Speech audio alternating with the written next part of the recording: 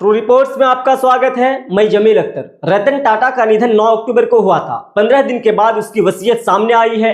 Times of India की report के मुताबिक वे 10,000 करोड़ रुपए की वसीयत पीछे छोड़ गए हैं। उन्होंने अपनी संपत्ति में दोस्त और टाटा ट्रस्ट के सबसे युवा जनरल मैनेजर शांतनु नायडू, भाई जिम्मी टाटा, सौतेली बहन शिरीन और डीएनए जीजीभॉय, हाउस स्टाफ और अन्य लोगों का भी जिक्र है। यहां तक कि उसकी वसीयत में पेट डॉग टिटो की भी हिस्सेदारी है। टाटा ने वसीयत में स्टार्टअप गुडफेलो में अपनी कुछ हिस्सेदारी शांतनु के नाम की है।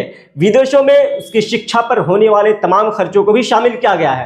रतन टाटा की वसीयत अलीबाग स्थित 2000 स्क्वायर फीट का बंगला, मुंबई के जुहू तारा रोड पर 2 मंजिला मकान, 350 करोड़ रुपए से ज्यादा की फिक्स डिपॉजिट और $165 बिलियन यानी करीब 13.94 लाख करोड़ रुपए की टाटा ग्रुप में 0.83% हिस्सेदारी शामिल है। टाटा ने अपने पालतू कुत्ते टीटो के देखभाल के लिए जिम्मेदारी ली थी। इसके लिए अनलिमिटेड केयर शब्द का उपयोग किया गया। टीटो को करीब 5 से 6 साल पहले गोद लिया गया था। मीडिया के रिपोर्ट्स के अनुसार रतन टाटा के वसीयत में उनके बटलर सुब्बैया के लिए भी प्रावधान है। पिछले 3 दशकों में राजन शॉ और सुब्बैया रतन टाटा से जुड़े हुए हैं। शांतनु ने 2014 में अमेरिका से मास्टर डिग्री पूरी करने के बाद टाटा ग्रुप ज्वाइन किया था। अपने ऑफिस के काम करने के साथ साथ वे सोशल वर्क भी करते थे, जिसने टाटा सन्स के चेयरमैन रतन टाटा को काफी प्रभावित किया। नायडू ने टाटा के सहयोग से 2022 बुजुर्गों के लिए गुड फेलो स्टार्टअप शुरू किया। संपत्ति का बड़ा हिस्सा रतन टाटा एंडोमेंट फाउंडेशन को जाएगा। रतन ने इस वसीयत के हिसाब से संपत्ति का बंटवारा करने का जिम्मा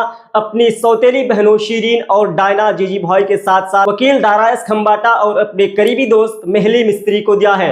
रिपोर्ट की सभी बातें पब्लिक नहीं की गई है, लेकिन माना जा रहा है कि इसका सबसे बड़ा हिस्सा रतन टाटा एंडोमेंट फाउंडेशन को ही जाएगा। टाटा ट्रस्ट में सर रतन टाटा ट्रस्ट और एलाइड ट्रस्ट और सर दोराबजी टाटा ट्रस्ट और एलाइड ट्रस्ट शामिल हैं। गरीबी उन्मूलन और स्वास्थ्य देखभाल और शिक्षा पर ध्यान केंद्रित करने वाले ये ट्रस्ट रतन टाटा की विरासत का अभिन्न अंग है।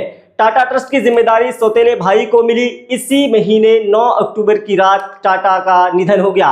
करीब 86 साल की उम्र में उसका निधन हो गया। वे मुंबई के ब्रीच कैंडी अस्पताल के इंटेंसिव केयर यूनिट यानी आईसीयू में भर्ती थे। वे उम्र संबंधी बीमारियों से जूझ रहे थे। उनके निधन के 1 हफ्ते बाद 17 अक्टूबर को सौतेले भाई नोएला टाटा यानी 66 साल के नोएला टाटा को टाटा ट्रस्ट के चेयरमैनशिप की जिम्मेदारी सौंपी गई। वे पहले ही 2 फैमिली ट्रस्ट के ट्रस्टी हैं। टाटा के निधन के बाद नोएला इकलौते दावेदार थे। हालांकि उनके भाई जिम्मी का नाम भी चर्चा में था, लेकिन वे पहले ही रिटायर हो चुके थे। 1990 से 2012 तक ग्रुप के चेयरमैन थे। रतन टाटा 28 दिसंबर 1937 को जन्मे। रतन टाटा टाटा ग्रुप के संस्थापक जमशेद टाटा के परपोते हैं।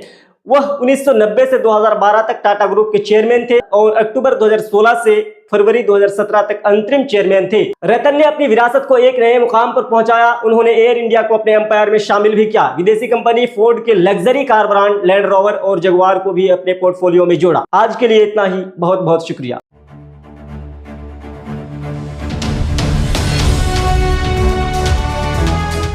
ट्रू रिपोर्ट्स, सच आप तक।